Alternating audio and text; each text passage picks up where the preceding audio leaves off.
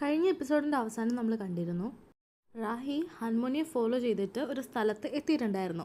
അവിടെ കെയുടെ കാറ് കണ്ടുകൊണ്ട് തന്നെ കെ അവിടെ ഉണ്ടായിരുന്നു എന്നൊരു കാര്യം റാഹിക്ക് മനസ്സിലായിട്ടും ഉണ്ടായിരുന്നു.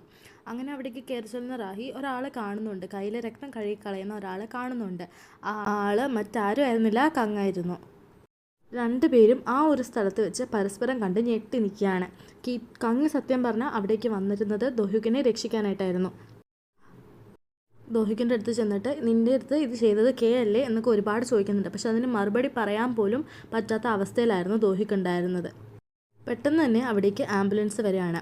കങ് അങ്ങനെ ദോഹിക്കിനെ ആശുപത്രിയിലേക്ക് കൊണ്ടുപോവാണ്. അവരുടെ കൂടെ റാഹിയും കൂടെ പോരുന്നുണ്ട്. അങ്ങനെ വിവരം അറിഞ്ഞ മാത്യു ഓടിക്കതച്ച് ഹോസ്പിറ്റലിലേക്ക് എത്തുന്നുണ്ട്. മാത്യു വന്ന സമയത്ത് ദോഹിക്കിൻ്റെ സർജറി നടന്നുകൊണ്ടിരിക്കുകയായിരുന്നു.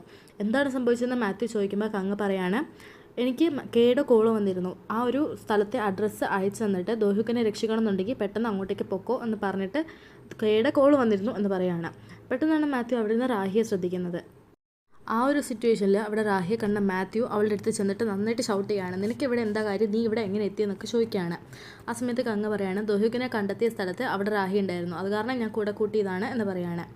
റാഹിയുടെ അടുത്ത് അന്നേരം മാത്യു ചോദിക്കുകയാണ്, നീ എന്തിനാ ആ ഒരു സ്ഥലത്തേക്ക് പോയെന്ന് ചോദിക്കുകയാണ്. ആ സമയത്ത് റാഹി പറയാണ്, ഞാനവിടെ കെ അന്വേഷിച്ച് പോയതാണ്, അതായത് കെ എന്നെ അങ്ങോട്ട് വിളിച്ചിട്ടൊന്നും പോയതല്ല, കെ അന്വേഷിച്ചിട്ട് നിങ്ങൾക്ക് റിപ്പോർട്ട് ചെയ്ത് തരാനായിട്ടാണ് ഞാൻ അങ്ങോട്ടേക്ക് പോയതെന്ന് പറയാണ്. റാഹി പറയുന്നതൊന്നും പക്ഷേ മാത്യു വിശ്വസിക്കുന്നുണ്ടായിരുന്നില്ല. വീണ്ടും അവളെ ഷൗട്ട് ചെയ്തിട്ട് അവളുടെ അടുത്ത് ചോദിക്കുകയാണ്, നീയും ആ കെയുടെ കൂടെ ചേർന്ന് ദോഹുക്കിനെ കൊല്ലാണ്ടി ശ്രമിച്ചതല്ലേ, എന്തിനാ ഇങ്ങനെ ചെയ്തത് എന്നൊക്കെ ചോദിച്ചിട്ട് റാഹിയുടെ അടുത്ത് വല്ലാണ്ട് ഷൗട്ട് ചെയ്യാണ്. കങ്ങ് അവിടേക്ക് ഓടി വന്നിട്ട് മാത്യുവിനെ പിടിച്ച് മാറ്റുകയാണ്. അത്ര ദേഷ്യത്തിലിരിക്കുന്ന മാത്യുവിനെ കണ്ടിട്ട് കങ്ങ് വരെ ഞെട്ടിപ്പോയിരുന്നു.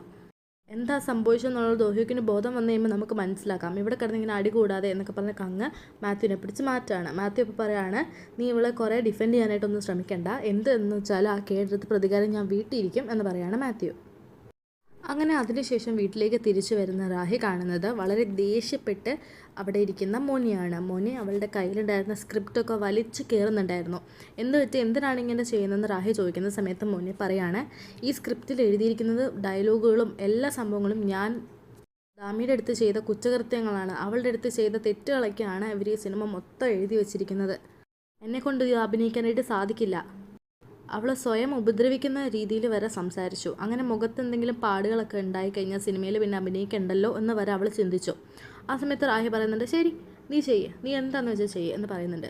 പക്ഷേ സ്വന്തം മുഖം അങ്ങനെ വൃത്തികേടാക്കാനായിട്ട് ഏതെങ്കിലും നടി തയ്യാറാവുമോ? അവൾക്ക് അതിനുള്ള ധൈര്യം പോലും ഉണ്ടായിരുന്നില്ല. റാഹി അന്നേരം മോനിയുടെ അടുത്ത് വന്നിട്ട് വെറുതെ കൊച്ചു പിള്ളേരെ പോലും പെരുമാറാതെ ശരിക്കും കാര്യങ്ങളൊക്കെ മനസ്സിലാക്കാനായിട്ട് ശ്രമിക്കുക എന്ന് പറയാണ്.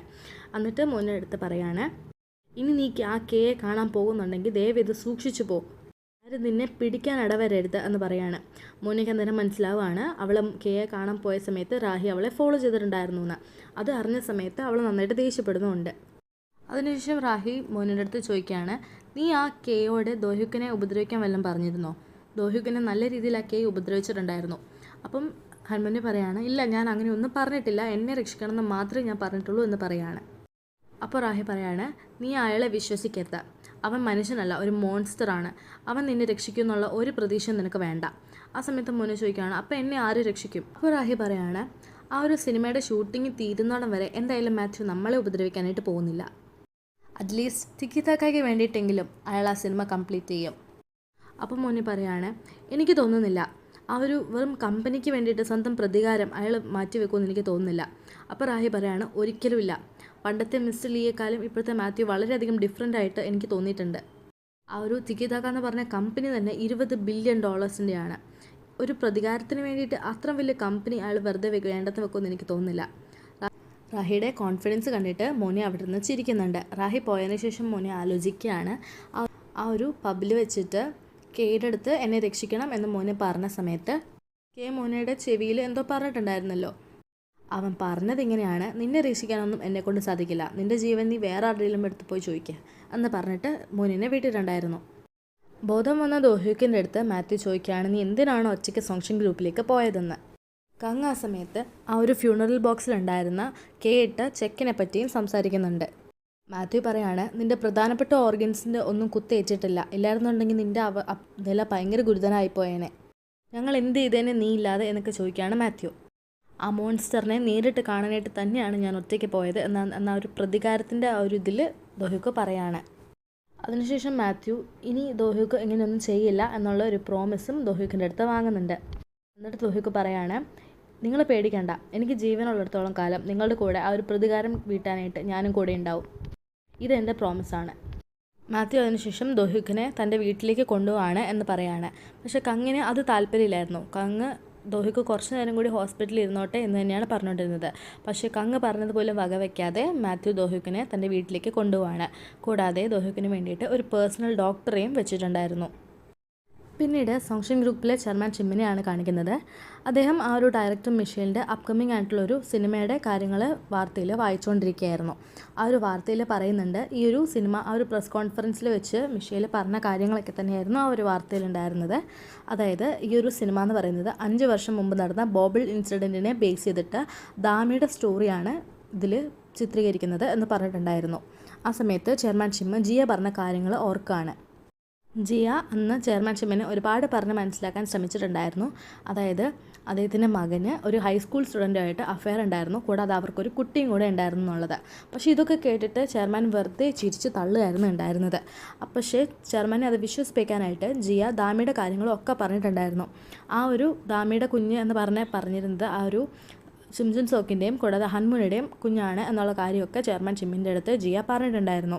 കൂടാതെ ഷിംജുൻ സോക്കിൻ്റെ വേറെ പേര് കെ എന്ന് ആണെന്നും ഒക്കെ പറഞ്ഞിട്ടുണ്ടായിരുന്നു. അങ്ങനെ ഫ്ലാഷ് ബാക്കിന് ശേഷം ഈ ഒരു കാര്യം ആലോചിക്കുന്ന ചെയർമാൻ ആ സമയത്ത് അന്നത്തെ ദിവസം ദോഹ്യുക്ക് വന്ന് പറഞ്ഞിട്ട കാര്യങ്ങളും കൂടി ഒന്ന് ആലോചിക്കുകയാണ്. ദോഹ്യുക്കും പറഞ്ഞിട്ടുണ്ടായിരുന്നു, എവിടെ നിങ്ങളുടെ മകൻ കെ എന്നാണ് ചോദിച്ചിട്ടുണ്ടായിരുന്നത്. അതും കൂടി ചെയർമാൻ ഇങ്ങനെ ആലോചിക്കുകയാണ്. അങ്ങനെ ചെയർമാൻ തൻ്റെ സെക്രട്ടറിയെ വിളിച്ചിട്ട് സെക്രട്ടറിക്കായിട്ട് അടിക്കുകയാണ്. കൂടാതെ അടുത്ത് ചോദിക്കുകയാണ്, നിനക്കറിയാമായിരുന്നല്ലോ ഷിംജുൻ സോക്ക് തന്നെയാണ് കെ എന്ന് നിനക്കറിയാമായിരുന്നല്ലോ, എന്നിട്ട് നീ എന്തുകൊണ്ട് എൻ്റെ അടുത്ത് പറഞ്ഞില്ല എന്ന് ചോദിക്കുകയാണ്. സെക്രട്ടറി പക്ഷേ അത് നിഷേധിക്കുകയാണ്. എനിക്കറിയില്ലായിരുന്നു ചെയർമാൻ എന്ന് പറയുകയാണ്. അത് തിക്കിത്തക്കയുടെ ആൾക്കാർ വെറുതെ പറഞ്ഞു വിടുന്ന റൂമേഴ്സ് ആണെന്നാണ് ഞാൻ കരുതിയിരുന്നത്. കൂടാതെ ഇന്ന് താങ്കളെ വന്ന് അറ്റാക്ക് ചെയ്തത് തിക്കിത്തക്കയുടെ ചെയർമാനായിട്ടുള്ള മാത്യു ലീയുടെ വലങ്കൈ ആയിട്ടുള്ള ദോഹ്യുക്കാണ്. ഇതും കൂടി കേട്ട ചെയർമാൻ ശരിക്കും ടെൻഷൻ ആവുകയാണ്. കൂടാതെ സെക്രട്ടറി പറയാണ്, ഇതിപ്പോൾ ശരിക്കും തിക്കിത്തക്ക സോങ്ഷൻ ഗ്രൂപ്പിനെതിരെ ഒരു യുദ്ധം പ്രഖ്യാപിച്ച പോലെ ഉണ്ടല്ലോ എന്ന് പറയുകയാണ്. അതും കൂടെ കേട്ട ചെയർമാൻ നല്ല ദേഷ്യവും ടെൻഷനും ആവുകയാണ്. പിന്നീട് ദോഹ്യുക്കിനെയാണ് കാണിക്കുന്നത്. ദോഹ്യുക്ക് ഉറങ്ങിക്കൊണ്ടിരിക്കുകയായിരുന്നു. ആ സമയത്ത് കെയെ സ്വപ്നം കണ്ടതിന് ശേഷം ഞെട്ടി എണീക്കുകയാണ്. അങ്ങനെ അവിടെ നിന്ന് എണീറ്റതിന് ശേഷം ദോഹ്യുക്ക് മാത്യുവിനെ അന്വേഷിച്ച് താഴേക്ക് വരികയാണ്. ദോഹ്യുക്ക് മാത്യുവിൻ്റെ അടുത്തേക്ക് ഓടി ചെന്നിട്ട് പറയാണ്, ഞാനിവിടെ കെയെ കണ്ടു എന്ന് പറഞ്ഞ് ദോഹ്യുക്ക് വല്ലാണ്ട് പേടിച്ചിട്ടുണ്ടായിരുന്നു. മാത്യു ദോഹ്യുക്കിനെ നന്നായിട്ട് സമാധാനിപ്പിക്കുന്നുണ്ട്. കൂടാതെ പറയാണ്, കെയ്ക്കൊന്നും ഒരിക്കലും എൻ്റെ വീട്ടിലേക്ക് കടന്നു വരാനായിട്ട് സാധിക്കില്ല. ദോഹ്യുക്ക് ഒന്ന് റിലാക്സ് ആയതിനു ശേഷം മാത്യുവിൻ്റെ അടുത്ത് പറയാണ്, ആ കെ ശരിക്കും നമ്മളുടെ അടുത്ത് കളിക്കുകയാണ്. അവന് വേണമെന്നുണ്ടായിരുന്നെങ്കിൽ അപ്പം തന്നെ എന്നെ കൊന്നിട്ട് വിടായിരുന്നു. അവൻ മനഃപൂർവ്വം എൻ്റെ വേറെ ഓർഗൻസിനൊന്നും പരിക്കേക്കാത്ത രീതിയിൽ എന്നെ ഉപദ്രവിച്ചിട്ട് കങ്ങിനെ വിളിച്ച് വരുത്തുകയായിരുന്നു. അപ്പോൾ മാത്യു പറയാണ്, എനിക്കൊന്നും മനസ്സിലാവുന്നില്ല, ആരാണ് എൻ്റെ കൂടെ നിൽക്കുന്നത്, ആരാണ് എൻ്റെ ശത്രു എന്നൊന്നും എനിക്ക് മനസ്സിലാവണില്ല. ദോഹ്യുക്കിന് മാത്യു അങ്ങനെ പറയുന്നത് കേട്ടിട്ട് എന്താണ് ഉദ്ദേശിച്ചതെന്ന് മനസ്സിലാവുന്നുണ്ടായിരുന്നില്ല. മാത്യു അന്നേരം ബാക്കി പറയാണ്, കങ്ങ് നമ്മുടെ കൂടെ നിൽക്കുകയാണോ എന്നുള്ള കാര്യത്തിൽ എനിക്ക് ശരിക്കും സംശയമുണ്ട്. കാരണം റാഹി കാരണം കങ്ങ് മാറാനായിട്ട് ഉള്ള സാധ്യതയുണ്ട്. അന്ന് നിന്നെ രക്ഷിക്കാനായിട്ട് പോയ സമയത്ത് അവിടെ റാഹി എത്തിയിട്ടുണ്ടായിരുന്നു. എന്നിട്ട് പോലും റാഹിയുടെ അടുത്ത് ഒരു ചോദ്യം പോലും കങ്ങ് ചോദിച്ചിട്ടുണ്ടായിരുന്നില്ല. അവർക്ക് രണ്ടുപേർക്കും 20 വർഷമായിട്ട് പരിചയമുണ്ട്. അതുകൊണ്ട് തന്നെ റാഹി കാരണം കങ്ങ് നമ്മുടെ സൈഡിൽ നിന്ന് മാറുമോ എന്നെനിക്ക് ഡൗട്ടുണ്ട് എന്ന് മാത്യു പറയാണ്. ആ സമയത്ത് ദോഹ്യുക്ക് അവൻ്റെ ജീവന് ഗ്യാരണ്ടി കൊടുത്തിട്ട് പറയാണ്, ഒരിക്കലും കങ്ങ് നമ്മളെ ചതിക്കില്ല, കങ്ങ് ഒരിക്കലും റാഹിയുടെ സൈഡിൽ നിൽക്കില്ല എന്ന് പറയാണ്. ആ സമയത്ത് മാത്യു ഒരു വീഡിയോ ദോഹ്യുക്കിൻ്റെ അടുത്ത് കാണിക്കുകയാണ്. കങ്ങിൻ്റെ ലൈവ് വിഷ്വൽസ് ആയിരുന്നത്. കങ്ങിനെ മോണിറ്റർ ചെയ്യാനായിട്ട് മാത്യു ഒരുപാട് കാര്യങ്ങൾ ചെയ്തു വെച്ചിട്ടുണ്ടായിരുന്നു, ഇങ്ങനെ സംശയം ഉണ്ടായിരുന്നതുകൊണ്ട് തന്നെ. ആ ഒരു വിഷ്വൽസിൽ കാണാം, കങ്ങ് ഇപ്പം റാഹിയുടെ അടുത്ത് ഒരുപാട് ചിരിച്ച് കളിച്ചൊക്കെ വർത്താനം പറഞ്ഞ് നിൽക്കുന്നതായിരുന്നു ആ ഒരു വീഡിയോയിലകത്ത് ഉണ്ടായിരുന്നത്. പക്ഷെ ദോഹ്യുക്കിനെ ഇത് കണ്ടിട്ട് വിശ്വാസമേ ആവുന്നുണ്ടായിരുന്നില്ല. കങ്ങ് ഒരിക്കലും അങ്ങനെ ചെയ്യില്ല എന്നൊക്കെ തന്നെയാണ് ദോഹ്യുക്ക് പറഞ്ഞുകൊണ്ടിരിക്കുന്നത്. ആ സമയത്ത് മാത്യു പറയാണ്, എനിക്കൊരു കാര്യമാണ് ഇതുവരെ ആലോചിച്ചിട്ട് മനസ്സിലാവാത്തത്. കങ്ങിന് യാതൊരു കാരണവശാലും ദാമിയായിട്ട് ഒരു ബന്ധവുമില്ല. എന്നിട്ടും ചെയർമാൻ പങ്ങ് എന്തുകൊണ്ടാണ് കങ്ങിന് അദ്ദേഹത്തിൻ്റെ പൈസ മുഴുവൻ കൊടുത്തിട്ട് പോയത്? അടുത്ത ദിവസം മാത്യു എല്ലാവരെയും കൂടി ചായയുടെ ബിൽഡിങ്ങിലേക്ക് വിളിപ്പിക്കുകയാണ്. അവിടെ കങ്ങും കൂടി ഉണ്ടായിരുന്നു. എന്നിട്ട് എല്ലാവർക്കും ഓരോ ടാസ്ക് കൊടുക്കുകയാണ്. ഹൻമുനെ വിളിച്ചിട്ട് ഹൻമുനയുടെ കയ്യിൽ ഒരു ഫയൽ കൊടുക്കുകയാണ്. എന്നിട്ട് പറയാണ്, ഈ ഫയലിലുള്ള കാര്യങ്ങൾ നീ കാണാതെ പഠിക്കണം, എന്നിട്ട് ഇന്നത്തെ ഇൻ്റർവ്യൂവിൽ ഇങ്ങനെ തന്നെ നീ മറുപടി കൊടുക്കണം എന്ന് പറയാണ്. അതിനുശേഷം ജിൻമോയെ വിളിച്ചിട്ട് ജിൻമോയുടെ അടുത്ത് പറയാണ്, ആ ഒരു ഇൻ്റർവ്യൂവിൽ കമൻറ്റ് സെക്ഷനിൽ നീ മനഃപൂർവ്വം പ്രശ്നം ഉണ്ടാക്കണം, എന്നിട്ട് സോങ്ഷൻ ഗ്രൂപ്പിൻ്റെ ഇമേജ് നശിപ്പിക്കണം എന്ന് പറയാണ്. പിന്നീട് മിസ് ഗോയുടെ ആണ് പറയുന്നത് അവർ ചെയ്യേണ്ടത് എന്താണെന്ന് വെച്ചാൽ ഫംഗ്ഷൻ ഗ്രൂപ്പിലെ VIP ഗാലറി റൂമിലേക്ക് ചെന്നിട്ട് അവിടുത്തെ പെയിൻറ്റിങ്സിൻ്റെ ഒക്കെ വീഡിയോ എടുത്ത് അയക്കണം എന്നുള്ളതായിരുന്നു മിസ് ഗോയ്ക്ക് കൊടുത്തിരുന്ന ടാസ്ക്. ഈ ഒരു കാര്യം കേട്ട മിസ് ഗോ ശരിക്കും ടെൻഷൻ ആവുകയാണ്. കാരണം ആ ഒരു ഗാലറി റൂമിലെ ഡയറക്ടർ എപ്പോഴും അവരുടെ കയ്യിൽ ആ ഒരു താക്കോൽ കൊണ്ടു നടക്കും. അവരുടെ കയ്യിൽ നിന്ന് ആ ഒരു താക്കോൽ എടുക്കുക എന്ന് പറയുന്നത് ഇച്ചിരി പാടുള്ള പരിപാടിയായിരുന്നു. ഡോക്ടർ ചായക്ക് കൊടുത്തിരുന്ന ടാസ്ക് ഇതായിരുന്നു. ഡോക്ടർ ചായ ഇപ്പം ചെയർമാൻ ഷിമ്മിൻ്റെ പേഴ്സണൽ നേഴ്സാണല്ലോ. അതുകൊണ്ട് തന്നെ ചെയർമാൻ ഷിമ്മ ഹാർട്ട് കണ്ടീഷൻ പ്രശ്നമായത് കൊണ്ട് തന്നെ ഒരുപാട് മരുന്നുകൾ കഴിക്കുന്നുണ്ടായിരുന്നു. അപ്പം ആ ഒരു മരുന്നുകളുടെ കൂടെ അദ്ദേഹത്തിൻ്റെ ഹാർട്ട് പെട്ടെന്ന് എക്സൈറ്റഡ് ആക്കാനുള്ള രീതിയിൽ എന്തെങ്കിലും കൊടുക്കണം എന്നായിരുന്നു ഡോക്ടർ ചായയോട് പറഞ്ഞിരുന്നത്. നാമിൻ്റെ അടുത്ത് പറയാണ്, നീ മാക്സിമം ചെയർമാൻ ഷിമ്മിനെ പ്രൊവോക്ക് ചെയ്തുകൊണ്ടിരിക്കണം. അദ്ദേഹം ആ ഒരു ഫൈറ്റിലേക്ക് നന്നായിട്ട് കൂടിച്ചേരാനായിട്ട് നല്ലതായിട്ട് അദ്ദേഹത്തെ പ്രൊവോക്ക് ചെയ്തുകൊണ്ടിരിക്കണം, ഒരുപാട് കാര്യങ്ങൾ പറഞ്ഞു കൊടുത്തുകൊണ്ടിരിക്കണം എന്ന് പറയാണ്. നിങ്ങളുടെ കയ്യിൽ ഈ ഒരു പറഞ്ഞിരിക്കുന്ന ടാസ്ക് തീർക്കാനായിട്ട് 32 മണിക്കൂറുണ്ട്. ആ സമയത്തിനുള്ളിൽ നിങ്ങളിത് ചെയ്തില്ല എന്നുണ്ടെങ്കിൽ ഒത്തിരി വേദന അനുഭവിച്ച് നിങ്ങൾ മരിക്കും എന്ന് മാത്യു പറയാണ്. അതിനുശേഷം എല്ലാവരും അവരവരുടെ ടാസ്ക് ചെയ്യേണ്ട സ്ഥലത്തേക്ക് എത്തിച്ചേർന്നിട്ടുണ്ടായിരുന്നു. റാഹിം ഹൻമോണിയൊക്കെ സിനിമയുടെ ഷൂട്ടിംഗ് ലൊക്കേഷനിൽ എത്തിയിട്ടുണ്ടായിരുന്നു. ഡോക്ടർ ചാ ചെയർമാൻ ഷിമ്മിൻ്റെ വീട്ടിലും കൂടാതെ മിസ് ഗോ ഫംഗ്ഷൻ ഗ്രൂപ്പിലെ ആർട്ട് ഗാലറിയിലും എത്തിയിട്ടുണ്ടായിരുന്നു. പറഞ്ഞ സമയത്തിനുള്ളിൽ അവർ തന്നിരിക്കുന്ന ടാസ്ക് തീർക്കാൻ പറ്റുമോ എന്നത് അവർക്ക് നല്ല രീതിയിൽ ടെൻഷൻ ഉണ്ടായിരുന്നു. പിന്നീട് ദോഹിക്കിനെയാണ് കാണിക്കുന്നത്. അവൻ്റെ ജാക്കറ്റിൻ്റെ പോക്കറ്റിൽ നിന്ന് ഫോൺ എടുക്കുന്ന സമയത്ത് ആ ഒരു പോക്കറ്റിൽ നിന്ന് വേറൊരു സാധനം കൂടി വീഴാണ്. അവനത് കണ്ടപ്പോഴാണ് ഓർക്കുന്നത് അവനെ കുത്തി അടിച്ചുകൊണ്ടിരുന്ന സമയത്ത് കെയുടെ ചെരുപ്പിൽ നിന്ന് അവൻ പറിച്ചെടുത്തതായിരുന്നു അത്. പെട്ടെന്നാണ് അവൻ്റെ ഫോണിലേക്ക് ഒരു കോൾ വരുന്നത്. അത് അവൻ താമസിച്ചിരുന്ന ഫ്ലാറ്റിലെ സെക്യൂരിറ്റി ആയിരുന്നു. അദ്ദേഹം പറയുന്ന ഇതാണ്, അതായത് അവൻ്റെ ഫ്ലാറ്റിൽ നിന്ന് ഒരുപാട് തല്ലി പൊട്ടിക്കുന്ന സൗണ്ടൊക്കെ കേൾക്കുന്നെന്ന്. അവൻ ഓടി അവൻ്റെ വീട്ടിലേക്ക് എത്തിയ സമയത്ത് വീട് ഫുള്ള് ആകെ അലങ്കോലാക്കി ഇട്ടിരിക്കുകയാണ്. ആരൊക്കെയോ കയറി വന്നിട്ട് അവിടെ കിടന്ന് അവൻ്റെ അമ്മയുടെ ഫോട്ടോ കീറിയൊക്കെ ഇട്ടിരിക്കുന്നത് കണ്ടിട്ട് അവൻ ഒത്തിരി കിടന്ന് കരയാണ്. ആ സമയത്ത് അവന് കെയുടെ കോള് വരികയാണ്. ചിരിച്ചുകൊണ്ട് ദോഹികിൻ്റെ അടുത്ത് പറയാണ്, നിനക്കറിയണ്ടേ നിൻ്റെ ഫാമിലിയെ ഞാൻ എന്തുകൊണ്ടാണ് കത്തിച്ചു കൊന്നതെന്ന്. ആ സമയത്ത് ദോഹിക്ക് ചോദിക്കുകയാണ്, നിനക്ക് കൊല്ലണമെന്നുണ്ടെങ്കിൽ എന്നെ കൊന്നാൽ പോരായിരുന്നോ, എന്തിനാ എൻ്റെ കുടുംബത്തിനെ വെറുതെ ഇതിലേക്ക് വലിച്ചഴിച്ചെന്ന് ചോദിക്കുകയാണ്. ആ സമയത്ത് കേജ് പറയാണ്, ശരിക്കും അന്നത്തെ ദിവസം എൻ്റെ ടാർഗറ്റ് എന്ന് പറയുന്നത് ആ ദാമയുടെ അമ്മയൊന്നും ആയിരുന്നില്ല, നിൻ്റെ വീട്ടുകാരായിരുന്നു. നീ എന്തിനാ ഇങ്ങനെ ചെയ്തതെന്ന് ദോഹിക്ക് ചോദിക്കുന്ന സമയത്ത് നീ സങ്കടപ്പെടുന്ന കാണണമെന്നായിരുന്നു എൻ്റെ ആഗ്രഹം എന്ന് പറയാണ്. ദോഹിക്ക് ആ സമയത്ത് ശ്രദ്ധിക്കുകയാണ്, അവൻ്റെ ആ ഒരു ഫ്ലാറ്റിൻ്റെ കതകിൻ്റെ പുറകിൽ ആരോ നിപ്പുണ്ടായിരുന്നു. അപ്പോൾ ആ ഒരു ആളുടെ പുറകെ ദോഹിക്ക് ഓടി ചെല്ലുന്നുണ്ടെങ്കിലും ആ ഒരാൾ അവിടെ നിന്ന് രക്ഷപ്പെട്ടു പോവാണ്. ദോഹിക്ക് തിരിച്ചു വന്നിട്ട് തൻ്റെ കഥ അടച്ച് അവിടെ നിൽപ്പുണ്ടെങ്കിലും എന്തോ ഒരു സംശയം തോന്നിയിട്ട് ആ ഒരു കീ ഹോളിൽ കൂടി ശരിക്കും ഒന്നും കൂടി നോക്കുകയാണ്. ആ സമയത്ത് അവിടെ കങ്ങിനെ കണ്ടിട്ട് ദോഹിക്ക് ശരിക്കും ഞെട്ടിപ്പോവാണ്. പിന്നീട് ഷൂട്ടിംഗ് ലൊക്കേഷനാണ് കാണിക്കുന്നത്. ഡയറക്ടർ മിഷേലും മോനെയൊക്കെയുണ്ട് അവിടെ ഒരു സീൻ നടക്കുകയാണ്. ആ സീൻ ഇതായിരുന്നു, ദാമിയുടെ അടുത്ത് ആ ഒരു 2 ബുള്ളി പെൺകുട്ടികൾ വന്നിട്ട് അവളുടെ അടുത്ത് ഒരുപാട് മോശമായിട്ട് പെരുമാറുന്നതായിരുന്നു. ഇതൊക്കെ അവിടെ നിന്ന് കാണുന്ന ഹൻമോനെയും അവളുടെ ഫ്രണ്ട്സും ശരിക്കും ഷോക്കാവാണ്. കാരണം ശരിക്കും എന്തൊക്കെയാണോ സംഭവിച്ചത് ഡയലോഗ് വരെ അതേപടിയാണ് അവിടെ യൂസ് ചെയ്തിട്ടുണ്ടായിരുന്നത്. അവർ ശരിക്കും ഞെട്ടിപ്പോവാണ്, ശരിക്കും അവർ ടെൻഷൻ ആവുന്നുമുണ്ട്. അങ്ങനെ ഈ കാര്യങ്ങൾ ശരിക്കും നടന്ന സമയത്ത് ഹൻമോനി ദാമിയുടെ അടുത്ത് വന്നിട്ട് ഒരുപാട് കള്ളങ്ങളൊക്കെ പറഞ്ഞിട്ട് ഫ്രണ്ട്സ് ആവാനായിട്ട് ശ്രമിച്ചിട്ടുണ്ടായിരുന്നല്ലോ. ആ ഒരു സീന് ഇവിടെ ഷൂട്ട് ചെയ്തുകൊണ്ടിരുന്ന സമയത്ത് ഹൻമോനിക്ക് അത് ശരിക്കും ചെയ്യാൻ പറ്റുന്നുണ്ടായിരുന്നില്ല. ഡയറക്ടർ മിഷേൽ ഹൻമോനി ശരിക്കും വഴക്ക് പറയുന്നുണ്ട്. ഒരുപാട് ടേക്ക് എടുത്ത് നോക്കുന്നുണ്ടെങ്കിൽ പോലും ഹൻമോനിക്ക് ആ ഒരു സീൻ ചെയ്യാൻ പറ്റുന്നുണ്ടായിരുന്നില്ല. അങ്ങനെ അവിടുന്ന് ദേഷ്യപ്പെട്ട് ഹൻമോനി അവളുടെ റൂമിലേക്ക് വന്നിരിക്കുകയാണ്. അപ്പോൾ അവളുടെ പുറകെ അവളുടെ ഫ്രണ്ട്സും വന്നിട്ടുണ്ടായിരുന്നു. അവിടേക്ക് വന്ന ഹൻമോനി ശരിക്കും ദേഷ്യപ്പെട്ടിട്ട് കിമ്മിൻ്റെയും യൂജിൻ്റെ അടുത്ത് ചോദിക്കുകയാണ്, നിങ്ങളാണോ ആ ഡയലോഗ്സ് പറഞ്ഞു കൊടുത്തത്?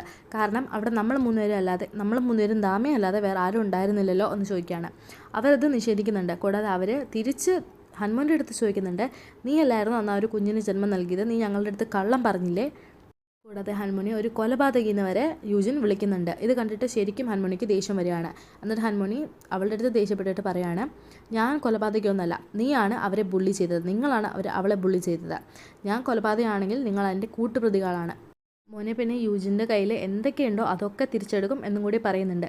കാരണം യൂജിനും കിമ്മും ഇപ്പോൾ ഉള്ള ഒരു നിലയിൽ എത്തിയതിന് കാരണം തന്നെ മോനെയായിരുന്നു. അവൾക്ക് വേണമെന്നുണ്ടെങ്കിൽ അവരുടെ എല്ലാ സൗഭാഗ്യങ്ങളും തിരിച്ചെടുക്കാനുള്ള അധികാരം ഉണ്ടായിരുന്നു. പിന്നീട് സോങ്ഷിങ് ഗ്രൂപ്പിലെ ഗാലറിയാണ് കാണിക്കുന്നത്. അവിടെ ഇപ്പം എക്സിബിഷന് വേണ്ടിയിട്ടുള്ള പരിപാടികൾ നടന്നുകൊണ്ടിരിക്കുകയായിരുന്നു. അങ്ങനെ ഒരു പെയിൻറ്റിങ് കൊണ്ടുവന്ന സമയത്ത് മിസ് ഗോ ഒരു അവസരം നോക്കിയിട്ട് ഒരു ആളുടെ കയ്യിൽ നിന്ന് വൈൻ ഗ്ലാസ് തട്ടിയിട്ടതിന് ശേഷം ആ ഒരു പെയിൻറ്റിങ് നശിപ്പിക്കുകയാണ്. അത് കണ്ട് ആ ഒരു ഡയറക്ടർ ശരിക്കും പേടിച്ചു പോകാൻ ദേഷ്യപ്പെടുകയും ഒക്കെ ചെയ്യുകയാണ്. കാരണം ആ ഒരു എക്സിബിഷനിൽ ഏറ്റവും പ്രധാനപ്പെട്ട പെയിൻറ്റിംഗ് ആയിരുന്നു അത്. ഒരുപാട് എക്സ്പെൻസീവ് ആയിരുന്നു ആ ഒരു പെയിൻറ്റിങ്. ഡയറക്ടർ ടെൻഷൻ അടിക്കുന്ന കണ്ടിട്ട് മിസ് ഗോ അടുത്ത് വന്നിട്ട് പറയാണ്, നിങ്ങൾ പേടിക്കണ്ട, ഞാനൊരു ആർട്ടിസ്റ്റാണ്. നാളെ എക്സിബിഷൻ തുടങ്ങുന്നതിന് മുമ്പ് ഉറപ്പായിട്ടും ഇതേപോലെ തന്നെ ഒരു സാധനം ഞാൻ വരച്ചിട്ട് മാഡത്തിൻ്റെ കയ്യിൽ കൊണ്ടുതരാം എന്നൊക്കെ അവരുടെ അടുത്ത് ഉറപ്പ് പറയുന്നുണ്ട്. അങ്ങനെ ആ ഒരു ഡയറക്ടർ ഗോയ്ക്ക് വേണ്ടിയിട്ട് അവൾക്ക് വേണ്ട രീതിയിൽ ഉള്ള സെറ്റപ്പുകളൊക്കെ ഒരുക്കി കൊടുക്കുന്നുണ്ട് ആ ഒരു പെയിൻറ്റിങ് വരയ്ക്കാനായിട്ട്. പിന്നീട് പങ്ങീനെയും ഹന്നനെയാണ് കാണിക്കുന്നത്. പങ്ങി എന്തോ വാങ്ങാനായിട്ട് ഒരു കടയിൽ കയറിയ സമയത്ത് ഹന്ന അവളുടെ ബോളിട്ട് കളിച്ചുകൊണ്ടിരിക്കുകയായിരുന്നു. ആ സമയത്ത് ബോൾ അവളുടെ കയ്യിൽ നിന്ന് ഉരുണ്ടുപോയി. ആ ബോളിൻ്റെ പുറകെ പോകുന്ന ഹന്ന അതിൻ്റെ ഓപ്പോസിറ്റ് വരുന്ന മോനയുടെ അമ്മയെ കാണുകയാണ്. മോനയുടെ അമ്മ ആ ഒരു ബോൾ എടുത്തിട്ട് ഹന്നയുടെ അടുത്തേക്ക് കൊണ്ടു കൊടുക്കാനായിട്ട് വന്നുകൊണ്ടിരിക്കുകയായിരുന്നു. ആ സമയത്ത് ഹന്ന കാണുകയാണ് മോനയുടെ അമ്മയുടെ പിറകിൽ നിന്ന് ഒരു വണ്ടി വരുന്നുണ്ടായിരുന്നു. ആ ഒരു വാന് ശരിക്കും മോനയുടെ അമ്മേനെ ലക്ഷ്യമിട്ട് വന്നുകൊണ്ടിരിക്കുകയായിരുന്നു. ഹന്ന മോനയുടെ അമ്മയെ ഇത് മനസ്സിലാക്കി കൊടുക്കാനായിട്ട് ശ്രമിക്കുന്നുണ്ടെങ്കിലും അവർക്ക് ചെവി കേൾക്കാൻ പാടില്ലല്ലോ. അതുകൊണ്ട് തന്നെ അവർ ആ ബോൾ എടുത്തിട്ട് ഹന്നനെ അടുത്ത് എത്തിയിട്ടുണ്ടായിരുന്നു. ആ വാൻ നേരെ വന്നിട്ട് അവർ രണ്ടുപേരെയും ഇടിച്ചിടുകയാണ്. ഇത് കണ്ടിട്ട് പങ്ങി ഞെട്ടി നിൽക്കുകയാണ്.